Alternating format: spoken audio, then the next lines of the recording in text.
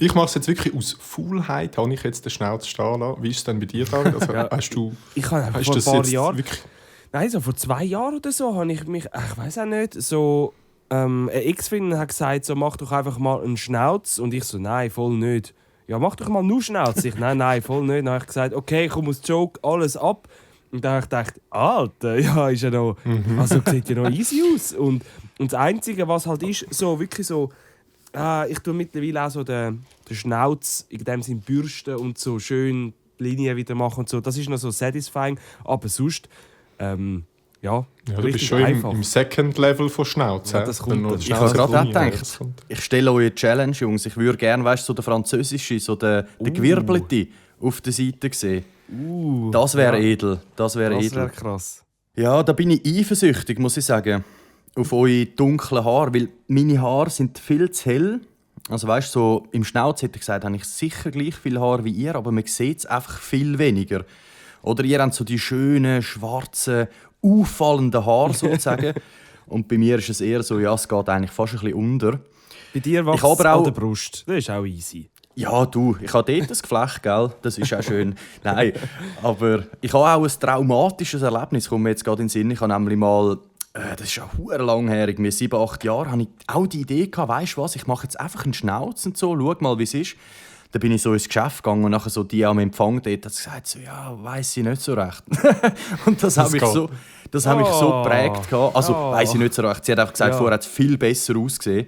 Ja. Dann dachte ich, gut, diese Idee ist bis ans Lebensende weg. Gestorben, ja. Genau.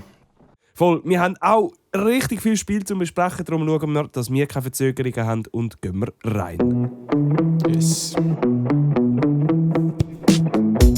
Ein Kanton, 3 Teams. Herzlich willkommen beim Fußball-Podcast Turm, Grund, Wiese. Wir sind 3 Kollegen, die wöchentlich über die 3 Fußballclubs FC Winterthur, Grasshopper-Club Zürich und der FC Zürich reden. Mit dem Raffi haben wir einen FCZ-Fan. Der Tim unterstützt seit über 2 Jahrzehnten den Club GC und mich, der David, sieht man am Wochenende auf der Schützenwiese in Winterthur. Danke fürs Zuhören und viel Spass mit der nächsten Episode. So, die Herren, die Spieltage 28 und 29 sind gespielt. Das Mal halte ich mich kurz. Sieg gibt es keinen, Punkte gibt es wenig. Es ist wieder mal Zeit für eine Woche Zürich-Fußball.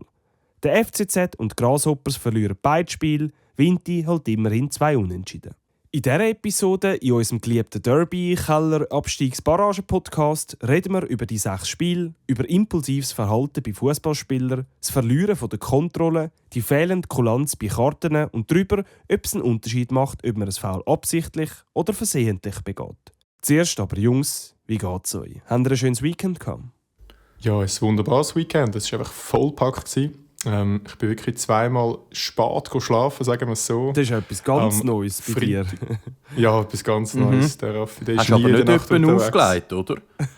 Ja, es per Zufall auch wieder aufgelegt. Am Freitag im Leger, gerade in Lochengutz Zürich. Das war wunderbar, in einer Baratmosphäre. Da dürfen auch mal Sachen spielen, die ich sonst nicht spiele. Und eigentlich echt Zuspruch bekommen. Die Leute hatten Freude gehabt. Dann am Samstag war noch 20 Jahre Hive, also das ganze Wochenende eigentlich hat sich das Hive gefeiert, der Club in Zürich. 20 Jahre Bestehen. Und jetzt sind wir auch den Mike schauen, aus Bern, der dort gespielt hat. Da hatte ich Gästeliste. Da kommt man ja sicher rein oder hat einen anderen Eingang. Das sage ich, weil der normale Eingang fürs Hive hat eine Schlange gehabt, was wir dann gehört haben, von 45 Minuten. Also die Leute sind angestanden bis Gerolds Garten für die Zürcher oder die sich ein bisschen auskennen.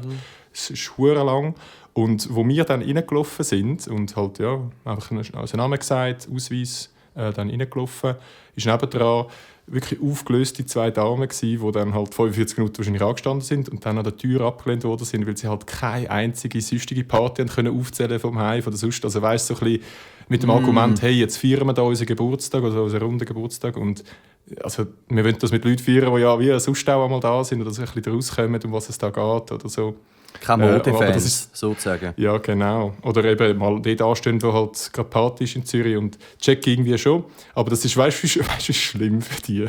45 Minuten in der Kälte, sage ich jetzt einmal, oder Halbkälte. Und dann wirst du einfach abgelehnt. Ja.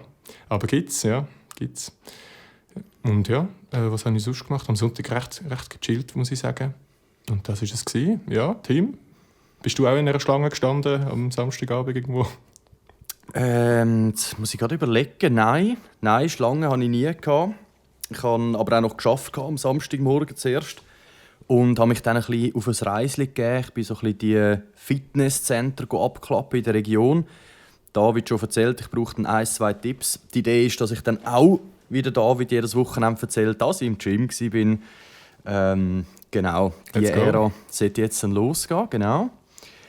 Und ja, Sonntag bin ich dann nochmal ein bisschen, wie kann man sagen, breiten Fußball anschauen, Drittligamatch wieder gegönnt. Das war so chillig. Ich bin auch allein dort, ist sonst niemand schauen. Und ich habe mir dann aber gemütlich so im Restaurant so das Birchenmüsli gegönnt, das Cola dazu. So in der Sonne war es so sonnig, wirklich am Sünneln, dort gemütlich ein bisschen gegessen und so. Ja. Absolut friedlich gewesen. Wo bist du denn? Wer gespielt? Wieder in Bassensdorf. Ich weiss gar nicht, gegen wer sie gespielt haben, ehrlich gesagt. Aber ein Kollege spielt dort im Team. Und genau, das Resultat weiss ich ehrlich gesagt gerade auch nicht mehr. Aber das ist ja alles. Birchenmüsli ist da sind Prioritäten gesetzt, Birchenmüsli und Sonnenschein. Genau. Ja, nachher noch gemütliche so ein bisschen Balkonhängerei beim Kollegen. Und wieder back in der Arbeitswoche. David, was hast du getrieben? Ja, ich wollte gerade sagen, ich bin nicht so back in der Arbeitswoche. Also, der Grund ist natürlich, dass ich auch heute frei hatte, aber Donnerstag und Freitag krank war, beziehungsweise das Wochenende lang krank war. Jetzt ist heute so ein bisschen Krankheitsgefühl wieder weg, aber ja, es hat mich jetzt schon recht zusammengenüsselt, aber ja, normal Grippe und jetzt ist wieder gut, wir kennen es alle, genau. Von dem her, ich habe nicht allzu viel gemacht, ich bin leider auch nicht im Gym gewesen, aber ich bin wie auch heute gewesen, so, wenn ich heute ins Gym gehe, dann bin ich einfach nachher nur noch gestresster, weil ich ganz genau weiss, wenn ich heute gehe, dann schaffe ich nicht das, was ich eigentlich sonst könnte. Darum habe ich mich jetzt entschieden, dass ich dann morgen über den Mittag wieder anfange in meiner Routine und genau. Voll, aber von dem her, ich habe Fußball geschaut, sicher am Wochenende, bin daheim gsi, gemütlich Tee getrunken und es fängt ja auch ein bisschen früher an. Wir haben ja wieder 6 Spiele zum besprechen, oder? Also wir haben unter der Woche schon wieder Englische gehabt und ich würde sagen, dort fangen wir auch gerade an. Genau, es hat schon angefangen. Am 3. März, 8:30 war wieder ein Heimmatch. Ich glaube, der zweite, den ich jetzt diese Saison verpasst habe. Ich bin einfach einen langen Tag dort, 10 Stunden gebüßt und einfach, ich glaube, ich habe es auch schon gefühlt oder gespürt, das vorkrank sein. Ich habe Halsweh bekommen und ich habe einfach gedacht, wenn ich jetzt noch rausgehe in die Kälte, dann wird das nicht besser. Von dem her habe ich es von die Hause aus geschaut. Ja, ich finde die Startaufstellung normal, Capino. Was auffallend ist, der Mühl jetzt vermehrt in der Startelf ist ja einer meiner Kandidaten, den ich gerne kritisiert habe in den letzten immer. 1-2 Mal, ja. 1-2 Mal. Genau, 1-2 Mal. Die mich kennen oder wissen auch, dass ich den Mühl nicht top finde. Aber ich muss jetzt sagen, ohne Scheiß, er hat es sich auch verdient, um das einmal zu hören. Nein, er macht einen guten Job. Wer hätte es gedacht? Er macht einen guten Job. Er ist recht stabil, ist recht sicher, macht nicht mehr so unglaublich seich. Fußballerisch ist er immer noch nicht unglaublich traumhaft zum Zuschauen. Aber hey, es läuft. Die Resultate sind nicht mehr ganz so katastrophal.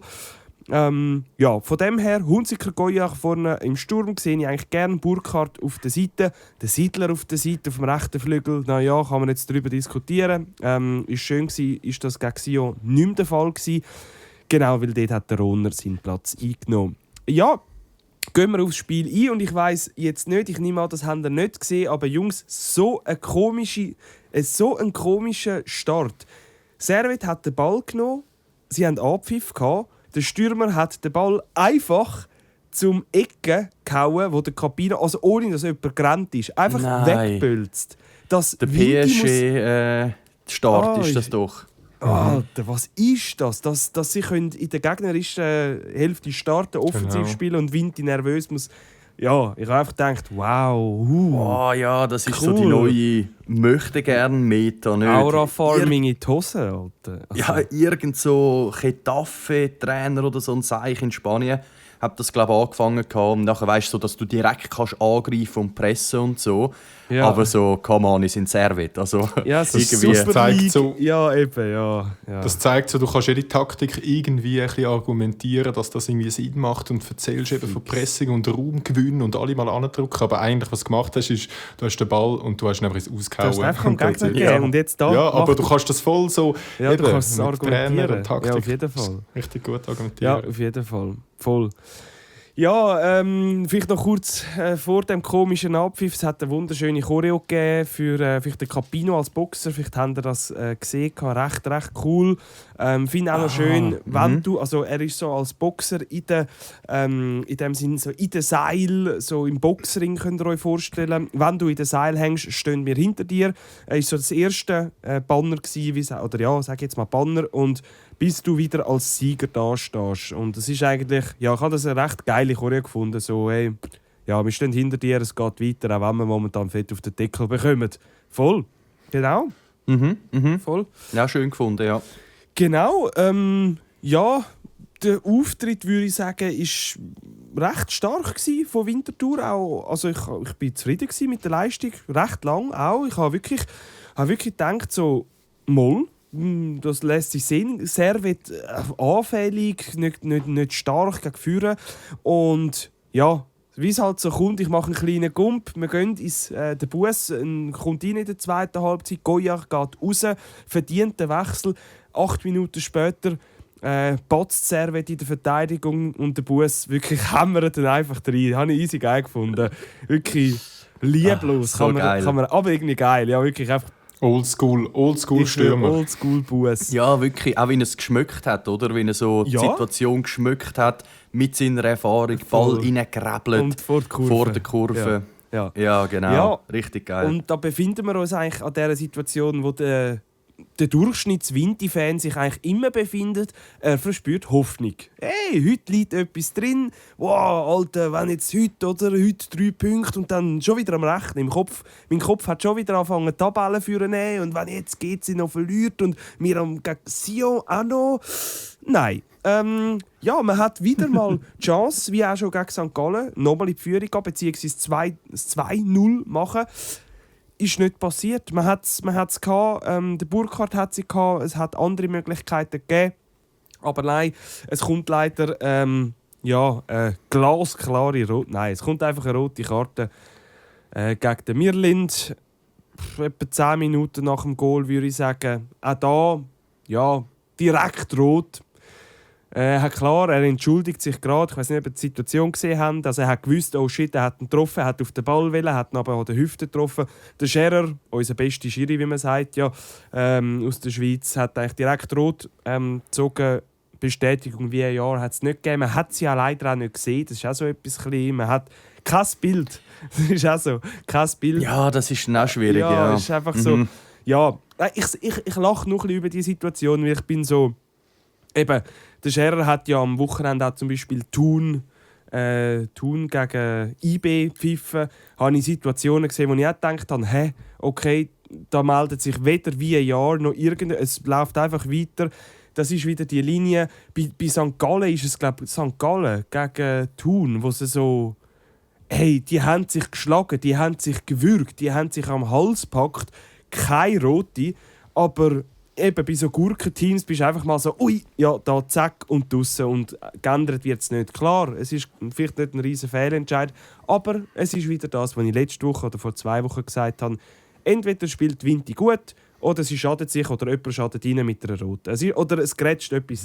Es kann nie einfach gut sein. So. Ja, oder eben entweder Katastrophe und eben man verliert einfach haushoch Voll. und man kann nichts sagen. Oder eben der normale Winterverlauf von einem Spiel, Hoffnung und dann als nächstes Genau. eine rote oder ein Wahrentscheid oder irgendein Müll Voll. halt. Ja.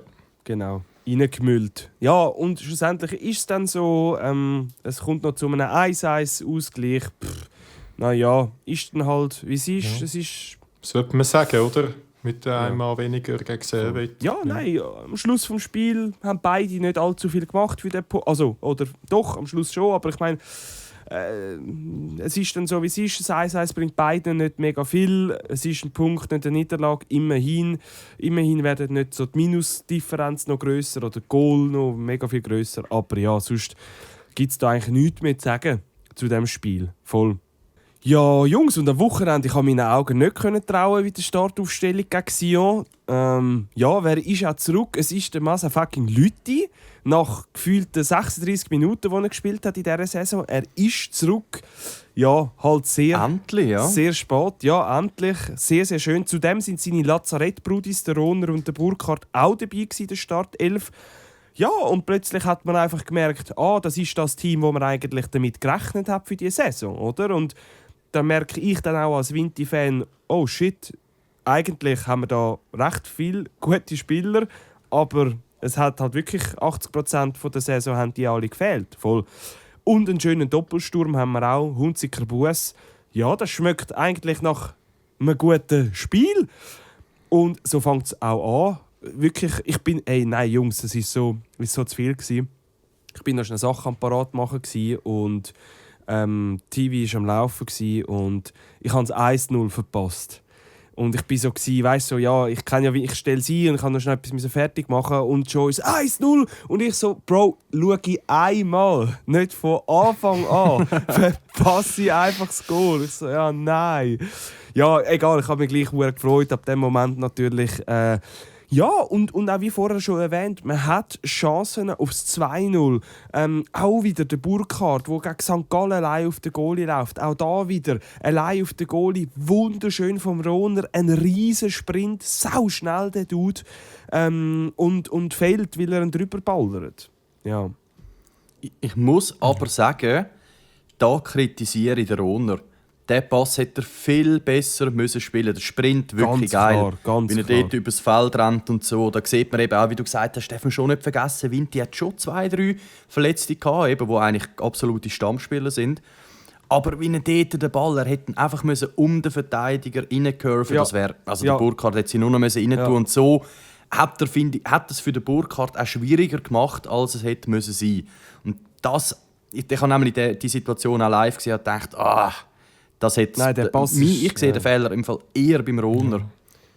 Also der Rohner finde ich so, also er ist ja jetzt bei Vinti in dem Sinne auch, sage ich jetzt einmal, aber trotzdem so voll der overrated Spieler. Er ist verdammt schnell und ein paar Mal sieht er gut aus, macht vielleicht noch das Tripling oder so, aber ich finde, das ist wieso kein guter Fußballer. Ich glaube, das haben wir auch schon mal in dem Podcast. Also er sollte eigentlich säckeln irgendwo, ein Athlet Wie in so dem ein Sinne. 100 Meter, ja. Ja, fair.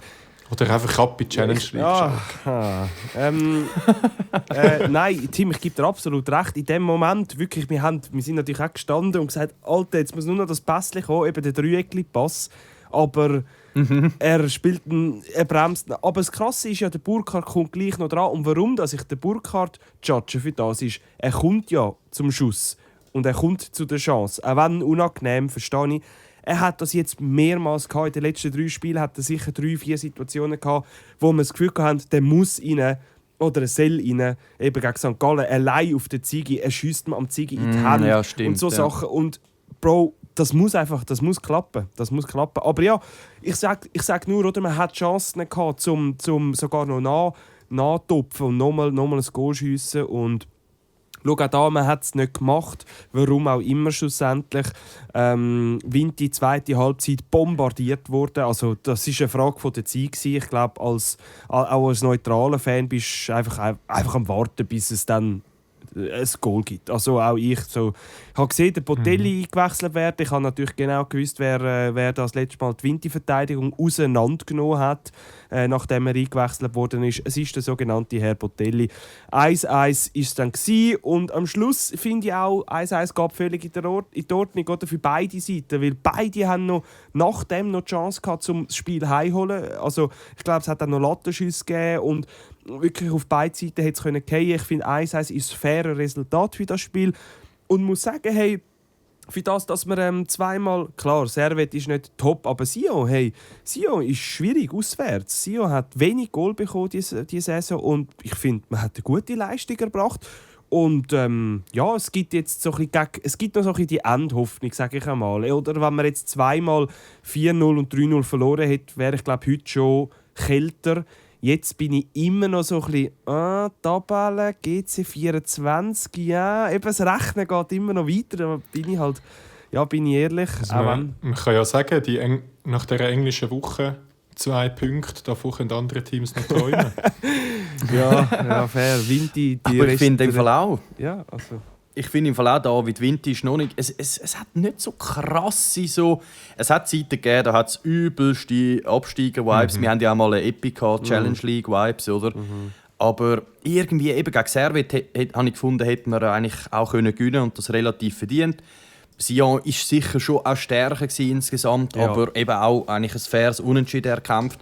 Und das ist ja schon nicht... Also Vinti ist noch nicht tot, sagen wir es so. Wenn jetzt GC komplett verkackt, dann wer weiß, was da noch passiert. Voll. Es sind halt wirklich... Verstehe ich, ja. Voll. Es sind halt auch... Was haben wir jetzt? Der 30. Ende. Also wir haben noch 3...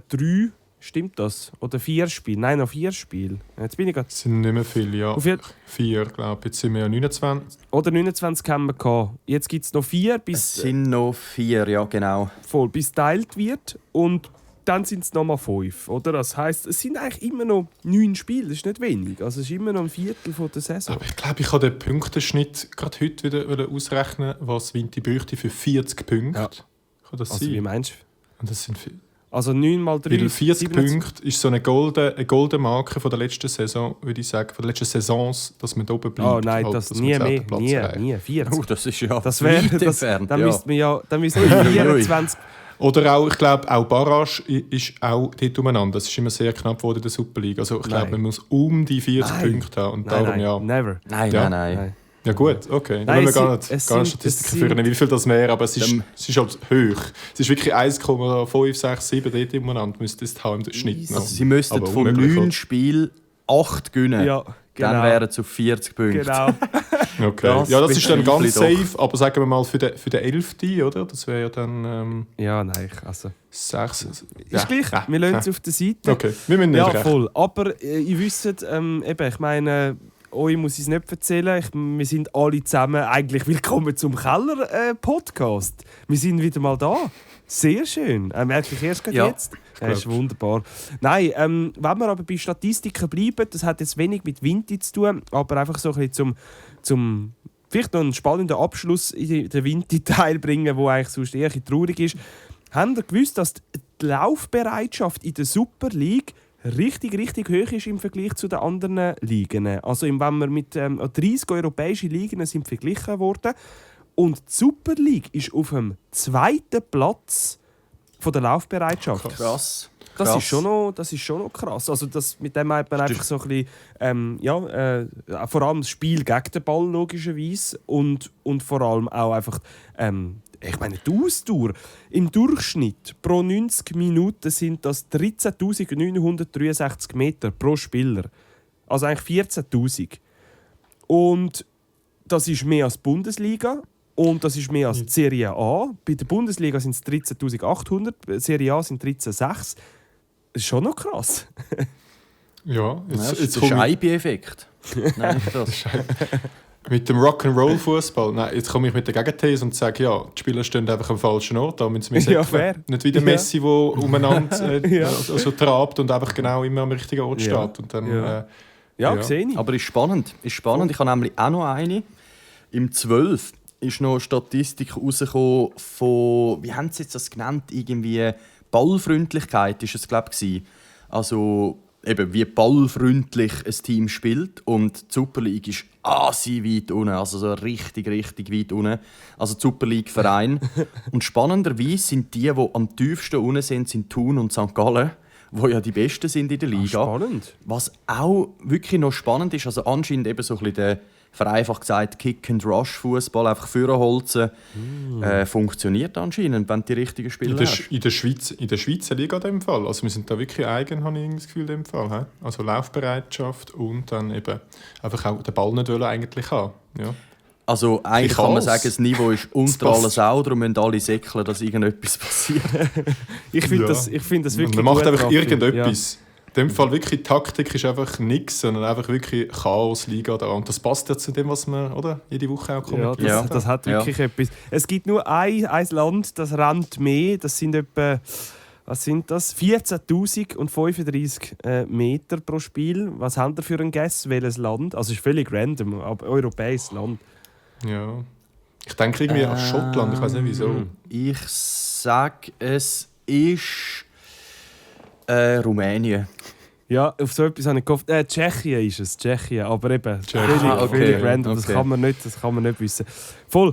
Und dann noch eine Frage an euch. Auch so ein bisschen Thema Statistik oder Negativrekord. Also Vinti hat ja in dieser Saison mehrere Negativrekorde geholt, immer zum Gleichen. Also beispielsweise nach Spiel 7 hat man 21 Goal kassiert. So ist man in die Saison gestartet. Das sind 3 Gegengol pro Spiel. Nach 15 Spielen hat man 42 Goal gehabt. Das war auch ein Negativrekord. Oder jetzt diese Woche ist das 28. Spiel und der 78. Gegentreffer. Und 92 Goal ist ja der Negativrekord von Bellinzona. Und man ist, also ein Gegengol, muss ich da sagen, aber selbst erklären. Und Vinti hat 79. Es liegt aber noch drin, ja. Ja, eben. Vinti hat 79, das sind 13 davon entfernt. Es sind noch 8 Spiele. Was meint ihr? Knacken wir die? Holen wir den heim? Ja, ich glaube schon, ja. Gegen wen Münz noch ist die Frage, aber ich glaube auch, ich tendiere jetzt eher, es ist... Basel, Lausanne, kleine Clubs. Gut, was ist das schon, gell? Aber fairerweise müssten wir auch nach 36. Ich meine, Bellinzona war ja sicher nach 36 gewesen. Ja, stimmt. Von dem her ja, könnte es noch knapp werden. Mhm, das stimmt. Ja gut, also Spass beiseite. Winterthur macht keinen Spass für den Moment. Aber ja, mehr Punkte als eure Clubs. Gehen wir doch ein Schritt weiter. Ich glaube zum FC Zürich. Ja, wir gehen zum FC Zürich, wo dann auch unter der Woche gespielt hat in Lausanne. Aber wir fangen ein bisschen bei Zürich News wieder an.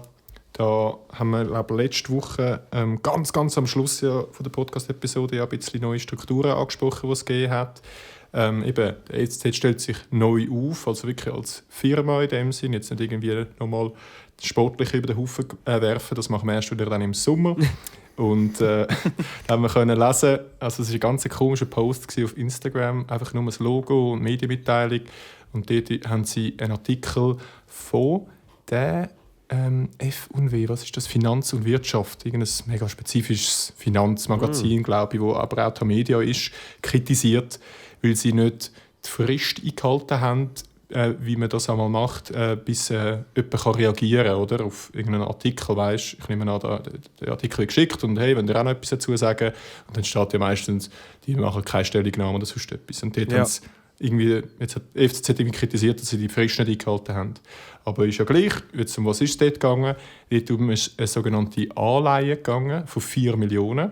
Das heisst, jemand hat 4 Millionen eigentlich in dem Sinn für Zürich in dem Sinn angelegt. Heisst wiederum, wenn ich da den ersten Satz vorlese, jetzt ist es definitiv, der Fußballclub Zürich bekommt neue Geldgeber. Heisst es ja ganz genau. Mann, das ich heisst, will auch! Neue Investitionen. Ja, du, egal, also 4 Millionen, das wird dann einfach verbrannt da im Schweizer Fußball. Also es ist ja nicht so, dass als Bratwürst für 4 Millionen posten. Das ist schon nicht so. Aber das heisst, eben, er stellt sich neu auf, er stellt sich auch irgendwie ein bisschen geldtechnisch neu auf. Das ist auch durch den Cisullo. Und jetzt merkt man auch mehr und mehr, was wirklich sein Auftrag ist. Investoren holen, Leute holen, die da irgendwie Geld eben anleihen für den FCZ. Im Artikel steht auch, das könnte maximal bis 10 Millionen auch erhöht werden, die Anleihen von dieser Bank. Aber eben, irgendjemand ist da hinter dem oder hat das unterschrieben und nimmt das auf sich auf, dass da Zürich mit dem Geld dann etwas machen kann. Ja, das ist, glaube ich, schon der Anfang vom Ende von der Ganepass. Also das sieht wirklich so danach aus. Ich nehme nicht an, dass sie, vielleicht machen sie da etwas 50-50 mal oder so ein bisschen eine Übergabe, was auch immer, aber ich glaube, das ist schon dann der Hauptauftrag von Cisullo, wo man da kann ein bisschen jetzt auskristallisieren kann. Und ich glaube, eben, das ist jetzt der Anfang, wir werden das da weiter verfolgen, aber nur, dass sie da bestens informiert sind, was da mit Zürich passiert. Der geht wahrscheinlich bald dann mal in andere Hände. Ja. Ja, spannend. Ja. Und jetzt zum Sportlichen. Dort habe ich mir einfach noch notiert, dass der Phaeton zurück ist, als einfach so über Thema. Der ist dann gegen Servet dann am Spielen wieder, gegen Lausanne noch nicht. Und da steigen wir doch ein. Ich bin ja im Stadion schauen mit dem Kollegen, mit dem Uli. Das hat Props Spass an gemacht, Uli. mit ihm Invaliden gesehen. Jobs an Uli aus Luzern. Liebe Grüße. Der ist ein bisschen zufriedener als mir. Aber ja, dort bin ich auch froh gewesen, weil ich mit jemandem im Stadion war, wo ich schon länger nicht mehr gesehen habe, weil dann konnte ich mit ihm schön schnurren, weil auf dem Platz, was gezeigt war, ist relativ dürftig gewesen. Genau, wir sind da noch irgendwie volle Gespräche und alles, wo dann das 1-0 fällt. Ich sehe nur einfach, wie die Lausanne-Spieler einfach auch ein bisschen wie Töckel mit diesen Zürich-Spielern umgehen und sehr einfach das 1-0 dann schiessen können.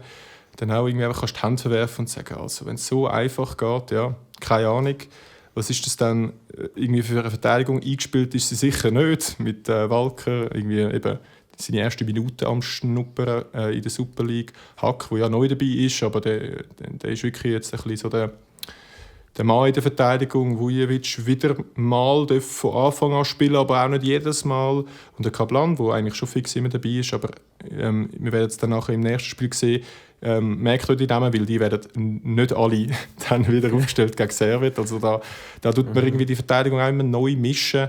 Eben Gamberi da jetzt vielleicht auch aufgrund von ein bisschen Belastungssteuerung nicht dabei, aber für mich hat das erste Goal ist ein bisschen sinnbildlich gewesen, so, ja, das ist einfach nicht eingespielt. Also es ist einfach zu einfach gegangen.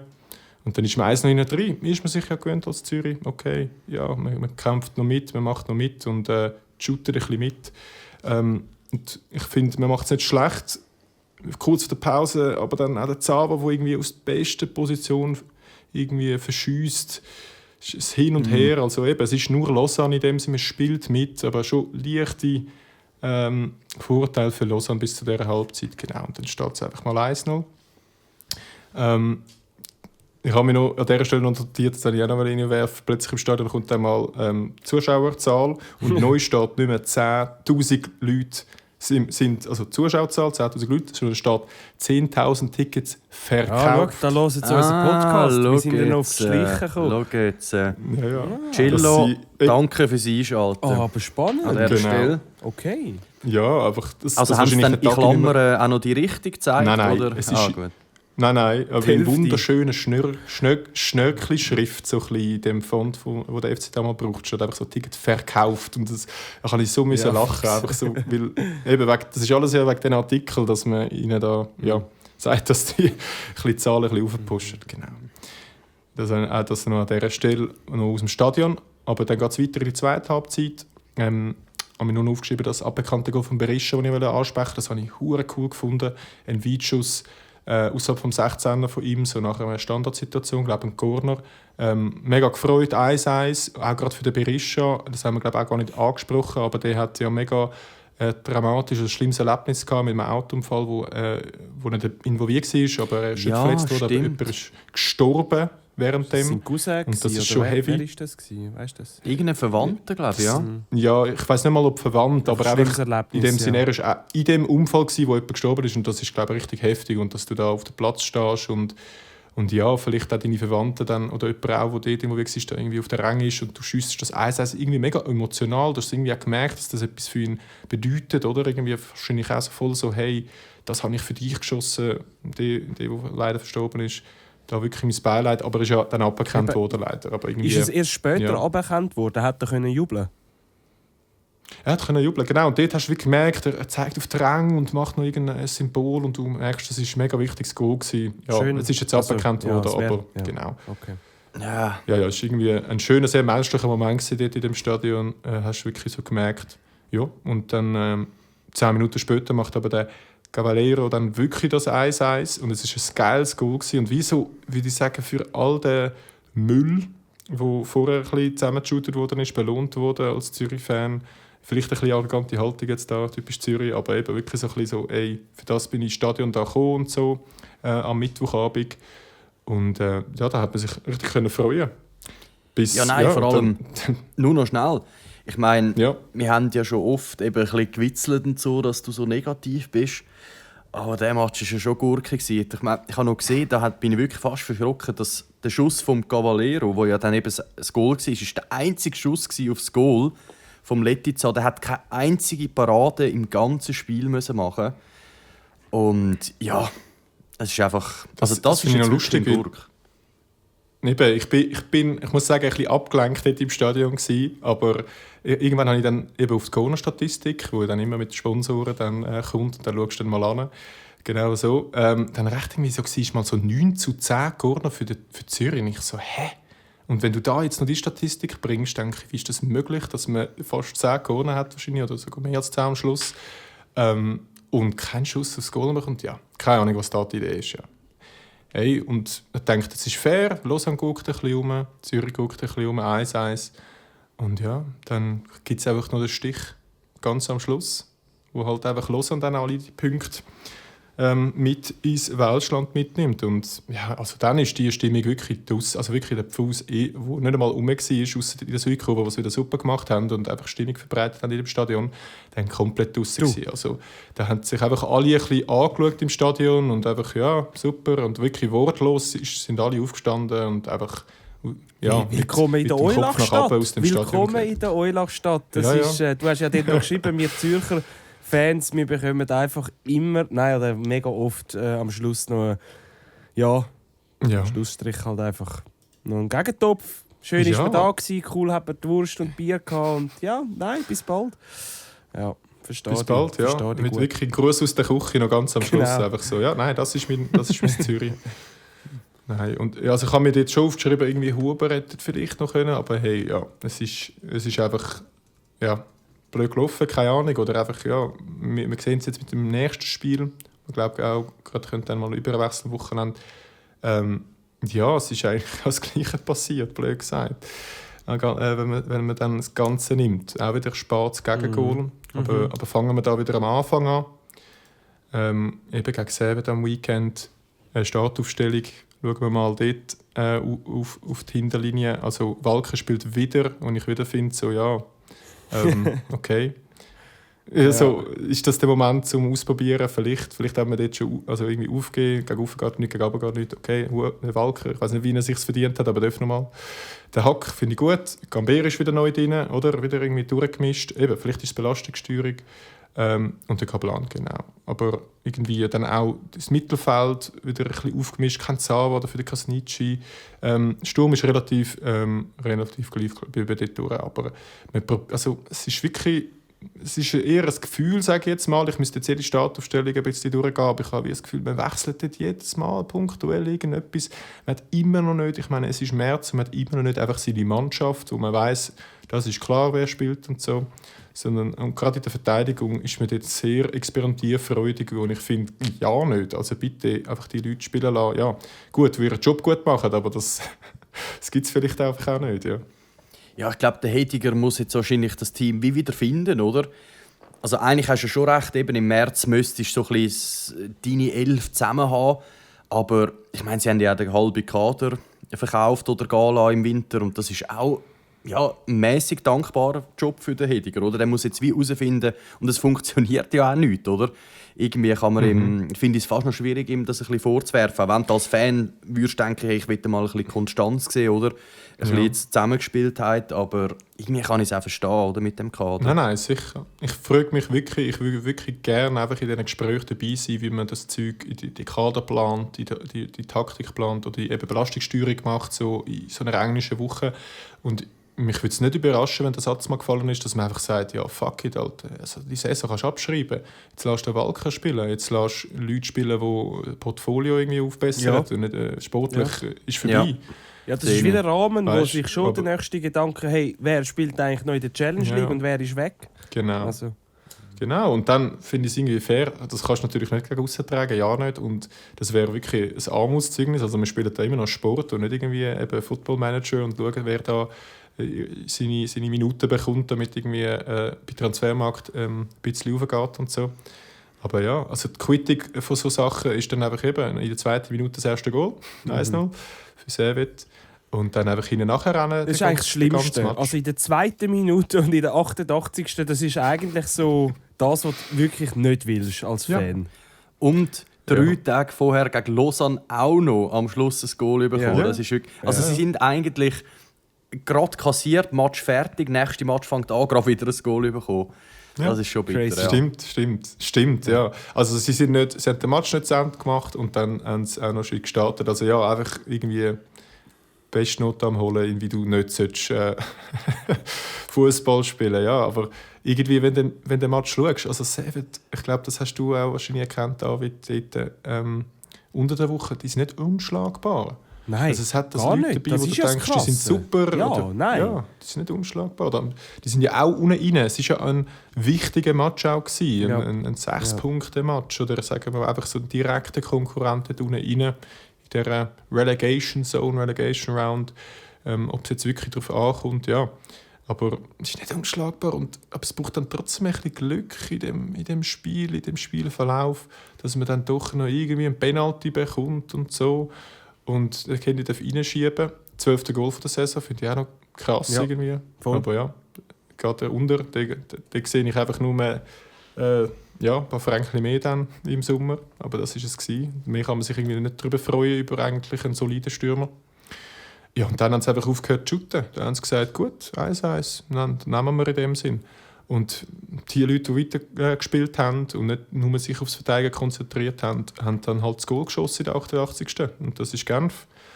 Ja, dann bist du auch wieder so, ja. Also eben, es ist einfach wieder das Gleiche. Wiederholt sich. Und null Punkte. Also ich glaube, ich habe es gesagt letzte Woche, einfach so, ja, das sind wichtige Spiele, da musst du Punkte holen. Eben, ich glaube, 2 wären ja auch schon mal nicht schlecht in dem Sinn. Oder vielleicht eine, aber einfach 0 gegen die direkte Konkurrenz. Ja, das ist schon wüst. Absolutes Armutszeugnis. Und dann gehört man auch zu dem Pakt dort unten an. Zu dem wunderbaren Kanton Zürich, Sektion 10, So 12. traurig. Es ist Du wirklich hörst- die Frage, wer ist schlechter? Ja, ja. Wer, eigentlich Servet zähle ich Ja. fast noch dazu. Die sind so schlecht gewesen gegen Vinti. Eben Vinti hat sie fast dominiert, das musst du auch zuerst noch schaffen. Und der FCZ schafft es nachher gegen die auch noch zu verlieren. Wir sind so scheiße, wirklich. Wir sind so shit. Hey, ich freue mich fast, dass wir dort unten rein sind und Relegation Round spielt. Dann spielen wir ja fix gegen GC und Vinti, wo Ja, wir wenigstens wir haben noch mehr irgendwie Derbys, einen Jungs. Sieg noch holen. Pötli Derby, genau. Sauhund. Und Ja. das auch. Also auch einen Sieg freuen. Ich kann es jetzt gerade so machen, aber auch natürlich für uns, für den Podcast ist das natürlich ein bisschen so. Aber ja, es ist wichtig gewesen, dass man gegen Servet irgendetwas holt. Ja, jetzt irgendwie hoffen, dass GC nicht ankommt. Zum Glück gibt es noch GC, zum Glück gibt es noch Winter in dem Sinn, sonst wäre das auch eine absolute Abstiegssaison. Und ich glaube, das ist gerade ein guter Moment zum Wechseln, weil zum Glück schießt GC auch ein bisschen rein in dieser englischen Woche. Sonst muss man auch anfangen zu rechnen. Es gibt nur 2 Teams, die es in dieser Woche geschafft haben, um beide Spiele zu verlieren. Mann. Ja, es ist... Ja, und das macht noch mehr weh, oder? Eigentlich könnte man den FCZ wirklich schon seit Wochen abziehen, abholen, so ein bisschen den Barrage-Fight. Den 10. Platz angreifen. Sie oder greifen weißt du jetzt noch? an. Ja, stimmt. eben. Angreifen, aber man schafft es einfach nicht. Und ich meine, der FCZ macht auch nichts. Und man schafft es einfach nicht, sie dort runterzuholen. Das ist schon wirklich bitter. Und ja, angefangen hat es in Basel. 0:1 Niederlage, dank dem Goal von Traoré in der 51. Ich muss sagen, mir hat der Auftritt eigentlich nicht schlecht gefallen. Ich finde, sie haben es relativ gut gemacht. Klar, Basel ist auch nicht das Basel von früher. Basel ist auch verunsichert. Aber trotzdem, also, da hat man sich einen Punkt, finde ich, absolut fair erkämpft, wenn man den geholt hätte. Man hat am Schluss auch die besseren XG-Werte gehabt, man hat mehr Schüsse gehabt. Der Hitz hat mehr Saves müssen machen als der Hammel. Also eigentlich ist das für meiner Meinung nach ein guter Auftritt gewesen und auch ein Spiel, wo ich finde, das darf man mal abschreiben. Man kann einfach einmal gut spielen, man kann mal, ich sage jetzt mal, eine leistungsorientierte Analyse machen und sagen, doch, das hat eigentlich gepasst für Basel auswärts. Am Schluss ist man mit 0 Punkten da. Unter einer roten Karte für den Abraschi, wo ja da noch ausgeholt hat und nachher sich mit dem Licht angelegt hat. Ja. Die Szene haben Sie sicher gesehen. Also der Abraschi ist ein bisschen angefickt worden, sage ich mal, hat nachher ausgeschwungen. Ja. Der Basler geht auch um wie ein Blättchen Rucola, ja. wie du so schön gesagt hast letzte Woche. Aber ja, nicht mehr Wunder, weil ich habe viele in den Kommentaren gesehen, so Blue SRF, eben auch von neutralen Leuten, so, das ist kein Rot und so. Nimm jetzt doch noch Wunder, ist das rot für euch oder hätte die Gelbe gelangt? Ich glaube, bei so Tätlichkeiten ist der, wie soll ich sagen, so der Threshold, oder wie sagt man dem, so ein bisschen das, was dir erlauben im Fußball, schon herzlich wenig. Ja, Also dort darfst du wirklich sehr wenig erlauben, finde ich, wenn es nicht in einer natürlichen Bewegung vom Sport in dem Sinn, das ist so, oder so bin ich aufgewachsen, das ist so das, was ich einmal gesehen habe in den Fußballspielen. Einfach, wenn du da irgendetwas machst, was nicht damit zu tun hat, dass du den Ball spielen, Fußball spielen, sondern klar einfach die Bewegung machst, um irgendwie den Gegner nur schon ins Gesicht, ich glaube, ins Gesicht lange schon nur, weißt du, wie ich meine? Da braucht es so wenig, dass da die rote Karte gezückt wird. Aber ja, das ist jetzt subjektiv in dem Sinn, würde ich jetzt sagen. Darum finde ich es okay. Ich finde sie auch okay. Sie geht für mich voll in Ordnung, die Rot. Es ist ja so ein bisschen das Klassische, ich provoziere dich so lange, bis du mir zurückgehst und noch schlimmer, bis du etwas machst, was man nicht darf. Eigentlich so, ja, super, gut gemacht. Und Abraschi hat sich nicht unter Kontrolle gehabt. Das muss man ihm leider auch zuschreiben. Das ist sein Fehler. Ich finde aber jetzt wieder das, oder? Ich bin der das jetzt die ganze Saison immer wieder gesagt hat, und ich höre nicht auf. Bei Abraschi ist direkt rot, bei Wind ist direkt rot. Wenn St. Gallen und Thun sich ins Gesicht schlagen, etwa 3-mal im ganzen Spiel, passiert gar nichts. Oder? Und das ist für mich einfach... Ich möchte nicht sagen, dass am Abraschi seine keine Rot ist. Die Rote geht für mich völlig in Ordnung. Er hat geschlagen und er hat sich provozieren lassen. Aber dann macht es doch wenigstens überall gleich voll. Aber ich weiss natürlich nicht, wie das ganze Spiel durch das war, jetzt von der Intensität her. Aber ich kann mir jetzt einfach auch vorstellen, Thun und St. Gallen halt einfach seit Minute 1 dann so eine Intensität anlegen. Und dann finde ich es auch wie fair von einem Schiri, der sagt, aha, Jungs, okay, so machen wir das.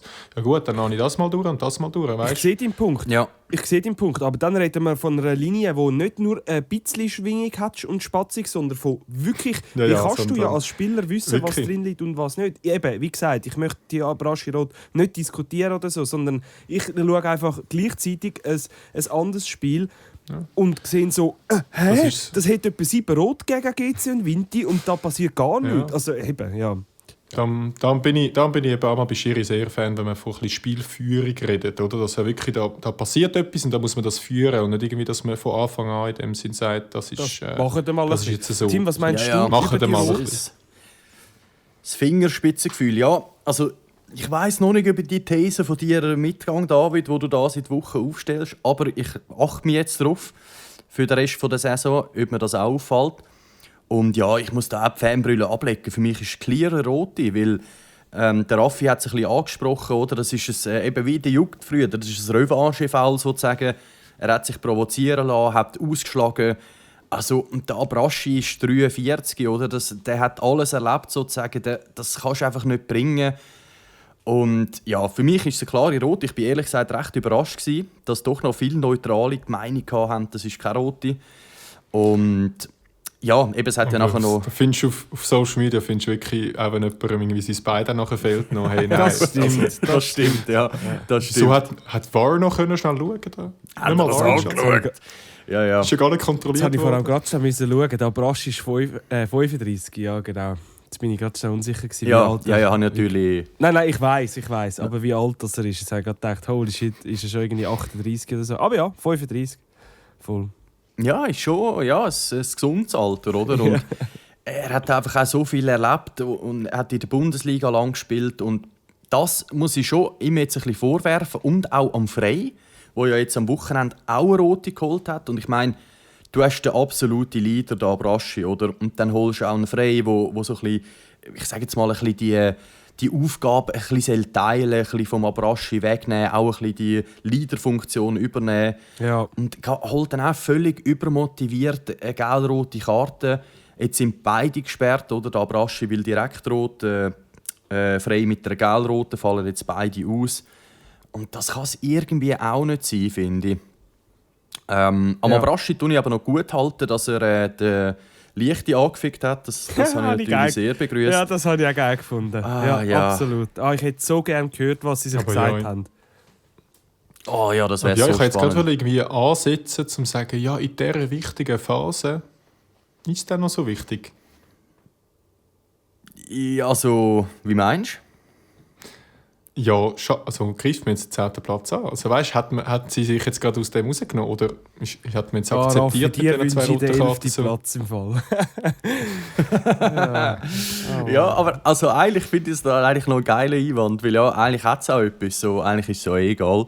Aber also solange der FCZ noch so grausam Also so tut rumgeht... ja der Braschi und der Frey. Also der Braschi und der Frey tun ja so, als wäre es egal, weil der holt einfach eine rote, weil... Ja, Weißt? ich weiss nicht, was es ist. Beim Frey war es sicher übermotiviert. Ja, Gewesen. voll. Beim Abrasch war es einfach eine Dummheit. Gewesen. Aber beide sind korrekt, beide roten, oder? Absolut, absolut.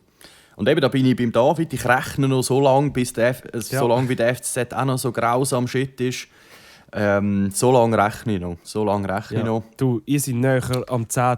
wie am 12. von dem her. Ist okay. Ja, stimmt. 7 Punkte Also, auf der FCZ, Tim, 8 auf Vinti. Unsere Clubs müssen eigentlich für uns das Gleiche erreichen, blöd gesagt, jetzt gerade. Also, ich Ja, möchte stimmt wie eigentlich, ja. 6 oder 7 Punkte oder eigentlich eben 8 auf GC und du die 7 auf der FCZ. Ja. Und am Schluss holen wir so beide so 3. So, ja, genau. So 3 So, 3 ja. und 4. Und am Schluss ist man gleich wieder in dieser Kack-Barrage. Ja. Ja, ich sehe es schon kommen. Ja, die Saison lebt jetzt natürlich vom Cup, wo man immer noch drin ist. Ich denke immer wieder an Cup, wir sind noch im Halbfinale, Uschi und nachher im Finale. Aber eben, das muss man jetzt auch zuerst mal noch schaffen, da habe ich Angst. Aber zu dem können wir dann sicher zu einem späteren Zeitpunkt dann einmal drauf zu sprechen. Genau, und dann hat man ja noch gegen Lausanne gespielt am Sonntag. Wunderbares Wetter. Ihr habt euch gefragt, wieso ist die See so voll? Ja, es war Kids Day. Alle U16 können gratis ins Stadion. Und ja, dann hat man auch gewusst, okay, das gibt eine Niederlage, weil wenn Kids Day ist, wenn irgendwie gratis eintritt, wenn schönes Wetter ist, wenn es eigentlich cool ist, um gewinnen und Fußball spielen, dann gönnt man sicher nicht. Und ja, so war es auch. 2:3 gegen Lausanne. Ich muss ehrlich gesagt sagen, ich habe auch noch ein bisschen gewitzelt mit den Kollegen, weil letztes Mal, dort bin ich glaube auch im Stadion gewesen, an eigenen Kids Day, gratis Eintritt, was auch immer, easy viele Leute kommen und so. Und dort hat man glaube 1-0 verloren gegen Sion oder Servet oder so. Und es war wirklich der grösste Grott. Ein Lumpenspiel, das du nicht mehr kommst schauen. Ja. Jedes Beste Kind, das Werbung. dort gekommen ist, hat gesagt, Papi, Mami, das machen wir nie Kauft mehr. mir ein FCZ Den Dreck Liebling. anschauen. Ja. Ja, genau. Oh nein, es ist wirklich... Und auch da, weißt du, es ist... ja, gehen wir vielleicht noch kurz auf den Match drauf ein. Es war ja doch noch ein relativ Spektakel gewesen. Abels früh mit dem 1-0 geht es ja da wieder hure gut angefangen. Also, ich finde, so ein bisschen, die Anlagen sind wirklich da, das sieht man. Man spielt nicht schlecht, man hat in Basel grundsätzlich gut gespielt. Wenn man jetzt auch weit zurückschaut, gegen Lugano hat man mega gut gespielt und 1-0 gewonnen. Also mega gut gespielt, nein, man hat einfach durchgekämpft. In Basel hat man gut gespielt, gegen Lausanne hat man gut angefangen. Aber irgendwie wird es einfach am Schluss, ja. Und Wird's würdest nicht du sagen, lange? ist Lausanne in diesem Spiel besonders gut gewesen? Ja, es geht. Also, ich finde, Lausanne hat schon gewisse... Die sind schon nicht so schlecht. Die haben so 2-3 Spieler, gerade im Angriff, die sind wirklich easy stark. Poati finde ich stark, Traoré. So, ich finde, das ist so ein Highlight-Team. Also über 90 Genau. Minuten die schauen, denkst du so, fraglich. Aber dann plötzlich sind sie da. Du musst einfach wirklich ready sein gegen das Lausanne. Die stichen Du hast es ja auch miterlebt, zu. ja, genau. Ja. Genau, das war eigentlich ähnlich. Ja, es war wirklich ähnlich. Genau, du sagst es so.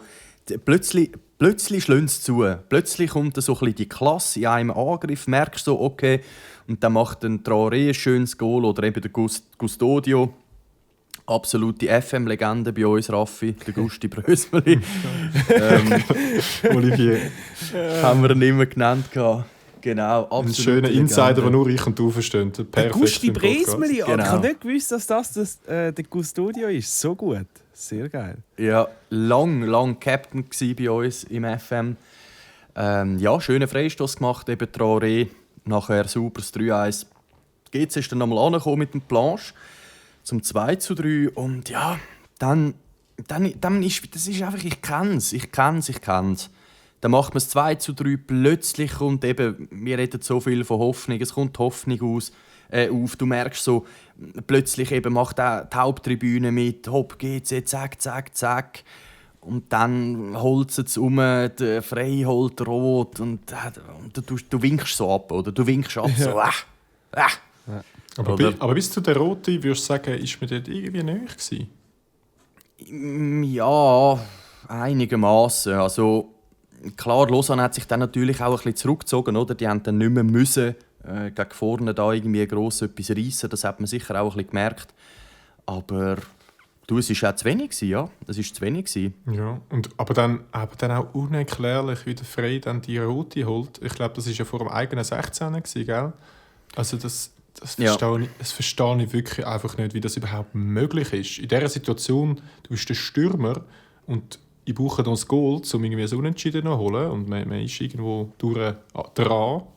Das ist die Mission jetzt. Und dann holst du so, also das Foul, also ich verstehe es, wie passiert das überhaupt? Ja, vor allem so einen Erfahrenen, oder? Wenn du jetzt einen jungen Stürmer bringst und der ist ein bisschen übermotiviert, bin ich voll bei dir. Ich meine, gut, die erste Gelb, die ist ja kurz vorher gekommen. Also er hat in der 89. Gelb bekommen, in der 91. Gelb rot. Ja, ist das nicht irgendwie eine Bankrotterklärung? So, ich habe keinen Bock mehr zum Shooten, ich nehme den Ball und gehe. Weißt du, so, einfach so ein bisschen mit halt auf Super League-Niveau. Ja, also man muss sagen, die erste Gelb, dort hat der Letica voll umgeholzt, aber er ist auch ausgerutscht. Er rutscht einfach aus. Und, ja, das ist wie wenn ich aus Versehen im FIFA früher auf den viereckigen Knopf gekommen bin, wenn ich jetzt näher beim Goalie... Oh nein, oh, sorry. Aber man sieht, genau. Er muss leider Geld geben, weil er grätscht schlussendlich den Goalie um. Aber ja, er will es war keine Absicht dahinter gewesen. Ja, also da könnte man jetzt auch diskutieren. Ich finde, man muss nicht Geld geben, weil also, der Schiri, schau doch, er rutscht ja aus. Es ist mir scheißegal, ob er nachher ihn umbringt. Übertrieben gesagt, in dieser Aktion. Das ist kein Gali. Wirklich, die können den fucking Sarg auf den Platz bringen, den Letica in den Sarg rein tun, noch Traurede halten, alles auf dem Platz, Schweigeminuten und der Frey steht noch auf dem Feld. Tim, warum nicht? Nein, also warum nicht, gell? Sag mir, will er es nicht extra will oder was? Ja, weil er null irgendetwas, irgendeine Intention hatte. Ja, aber das ist ja bei so vielen roten Karten mein Ding. Das ist ja scheißegal. Das ist ja Absicht, zählt heutzutage nicht mehr dazu. Ob extra oder nicht. Es ist nur, grätschst den Goalie aus Versehen, ist geil. Wenn er es absichtlich gemacht hätte, wäre es die rote. Die Fahrlässigkeit, oder ist da wie so ein bisschen gegeben, würde ich so sagen. Ja. Aber du machst einen guten Punkt. Man darf nicht irgendwie vom dem Ausgang in dem Sinn, oder? Nur weil er jetzt gestorben ist, dann irgendwie dann das Feld bewerten, sondern halt wirklich, was hat er wollen? Eben, er wollte Fußball spielen, den Ball spielen, aber dann halt. Und halt, es ist die 89. Minute, wenn du in der 89. Gel hast, bist du auch einfach sau blöd, wenn du in diesem Spiel noch rot holst. Also das Foul ist fast der rote, direkte rote, finde ich, einfach wie er dort reingeht. Also weißt, das zweite meinst du, oder? Es ist, das zweite, genau. Das ist so hässig und so übermotiviert ist, wieso, da macht man ihm das gut. Ich finde, es sieht einfach hässig, frustriert. Einfach, ich will jetzt heim. Ich bin ready für die Dusche in dem Sinne. Obwohl sie ja 3-2, ja dann auch wenn die ausgleichen, 3-3, aber das check ich wirklich nicht. Hat etwas. Es hat Ähnlichkeiten gehabt zum Krieschu-Foul, wo er rot bekommen hat, irgendwie so ein bisschen. So wie er rein ist, so auch mit dem hohen Bein und so. Ja, ja aber weißt du, das ist der Unterschied. Halt. Okay, der David kommt mal, da wollen wir einmal drauf eingehen. Ich meine, es ist etwas anderes, wenn du risky in den Zweikampf gehst und dann irgendwie zu hoch Bein reingehst, dann, dann hast du auch nicht den Gegner treffen, aber dann bist du das Risiko eingegangen, wenn du auf dem fucking Platz ausrutschst. Ja, aber er rennt doch zu ihm. Wenn er einfach steht, passiert es ja auch nicht. Es passiert ja nur, weil er dort beim Goalie anrennt, oder? Also, Jungs, redet über die rote Karte, das ist ja sein oder? Risiko, das er eingeht. Ja. Ja, komm, ja. Wir kommen da jetzt wahrscheinlich nicht auf eine gemeinsame Meinung. Aber ich meine, was willst du als Schiri einfach nicht Geld geben, nur weil er weil er es nicht hat wollen. Das im Vergleich zum... Darum habe ich Crazy rot genommen, weil dort ist auch so, oh shit, ich habe ihn getroffen. Eben, er wollte den Ball treffen. So, oh shit, okay, direkt rot. Ich finde, wenn das ein direkt rot ist, dann muss das andere auch egal sein. So, also nichts wäre wie auch nicht korrekt. Ja, aber der Frey rennt ja eigentlich nur für, dass der Letizia, weil er einfach die Zeit verzögert, dass er den fucking Ball in die Hände nimmt. Also seine Intention war, ich renne vor ihn an, dann nimmt er den Ball und dann renne ich wieder weg, oder? Und am Crazy seine und auf dem Weg rutscht er raus. Ja. Ich meine, die zweite geile Jungs. Ja, also dort geht er ja so einfach, dort rebelt er ihn einfach um. Also, ja, eben, das hätte auch rot geben können, ja. Genau, das so, ja, schon so. Ich meine nicht, die erste Geile sollte rot gehen. Nein, die zweite hätte direkt rot gehen. Und ich würde da schon schnell die Akte Frey noch mal schnell aufmachen. Also du, Tim, als GC-Fan, also wenn du das siehst, also was geht dir da für das Gefühl bei dem Spieler jetzt um, wo man schon weiss, der ist einmal ein bisschen ein Stöfried, hat einmal seine Sachen. Und ich finde, da zeigt er es einfach schön auf dem Platz, wo er in dem Sinn ist in diesem Abstiegskampf. Nämlich, ja, eben, hat einfach wenn er keine Lust mehr hat, dann holst er einfach einen um und geht duschen. Ja, gut, ja, wenn man ihm jetzt das so direkt unterstellt, dann ist es natürlich schon scheu. Ja. Ich glaube, das ist auch ein bisschen seine Natur auf eine Art, aber ja, das läuft natürlich null, ja. Also 100%, ja. Eben, wenn du auch eine Leaderrolle einnehmen und am Schluss so umholst und es eben krass riskierst, wie du auch sagst, es hätte auch eine rote direkt sein, dann muss man sich schon fragen, ja, also ich hoffe, der Scheibe hat mit ihm geredet, ich sage es mal so, und ein paar ja, also als er rausgelaufen ist, haben sie nicht miteinander geredet, aber die hat es auch nicht zu viel zu reden gegeben, sage ich jetzt einmal. Ja, fair. Ja, er ist ja nachher noch im Interview angestanden. Das ist dann aber habe ich eben noch schade gefunden, sie haben gar nicht auf die Rote angesprochen. So, das war einfach kein Thema gewesen, sondern der absolut Classic Müll. Ja, das ist halt noch schwierig, gell? Wir sind halt da unten und ja. Da habe ich auch gefragt, wegen der Roten, was das soll. Haben sie Angst gehabt, dass er die auch noch umholzt, wenn sie die Rote ansprechen? Noch alles Tackling, ja. Ein Ausrutscher, gell? Nein, also Jungs, ich glaube, ja. Aber du, komm, beenden wir die rote Geschichte. Er wird jetzt gesperrt sein gegen Thun auswärts. Das Spiel kann man wirklich nicht anreisen. Niederlage, dann verliert man nur 3-0. Also, ist das schon dein Tipp? 3-0? Ja, 3-0 Vorfälle.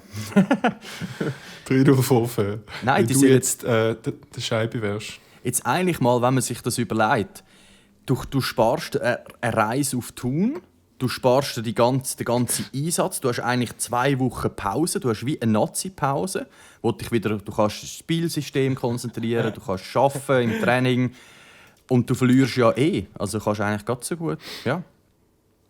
Gut, gibt wahrscheinlich einen Bus, gell? Ja, fair. Aber ja, wir könnten jetzt auch noch ein bisschen tiefer gehen. Scheiblehner-Diskussion und so ist ja noch wirklich der richtige Trainer. Aber ich glaube, wir haben schon viel Zeit auf der Uhr. Das können wir vielleicht dann nächste Woche noch ein bisschen vertiefen. Nach der nächsten Niederlage. Nach Thun, ja. Gehen wir in Tipps oder hast du gerade noch etwas zum Club allgemein? Oder gehen wir weiter? Nein, ich hätte jetzt höchstens noch ein bisschen ausgeholt, Scheiblehner, so ein bisschen eben Kids Day, coole Sachen, aber Alter, es kommt einfach auf Sportliche drauf an. Das interessiert alles niemand, ob dort noch irgendwie ein Fußballdart hat, wenn nachher wieder gurkst auf dem Platz. Das ist alles. Ja, und der FCZ kommt da irgendwie 4 Millionen von irgendeiner Bank über und wir haben milliardenschwere Besitzer, die ja, sag ich. Wir gehen in die Tipps. Geil. Ja, so, ich will Tipps. ja nicht weiterreden, aber finde ich geil. Das zeigt eigentlich, dass wir noch Themen haben zum Diskutieren. Aber nehmen wir es doch mit, finde ich gut. Genau. Das Mal sehe ich gerade, fängt GC wieder an. Also gleichzeitig wie auch der FCZ in Thun. Ich sage wirklich 3-0, ja. Mhm. Ja, ich sehe auch so wirklich ein 4-1 oder so. Ich glaube, GC bekommt wirklich auf die Kappen. Aber Thun ist so in Form. Und GC ist eben rote Karte am Holen, während sie müssten eigentlich nur ein Goal schiessen. Irgendwie, ich weiss nicht.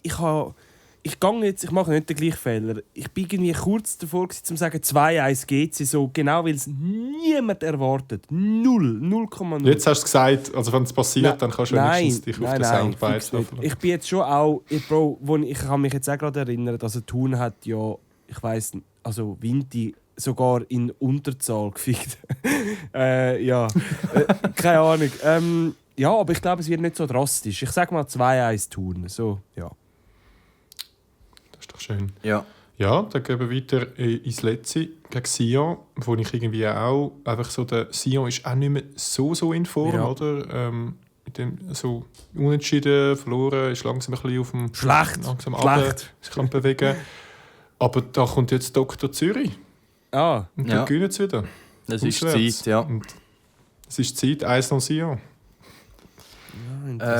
Ja, Sion holt auf jeden Fall. Glaube ich auch. Ich bin Sion-Fan die Saison, finde ich wirklich ein geiles Team. Neben der FCZ ist meiner Meinung nach aktuell noch schlechter als GC und Vinti. Darum 3-1 Sion. 1-1. David? Ja, ich hoffe es. Also wirklich, das wär so schlimm. Nochmal nicht.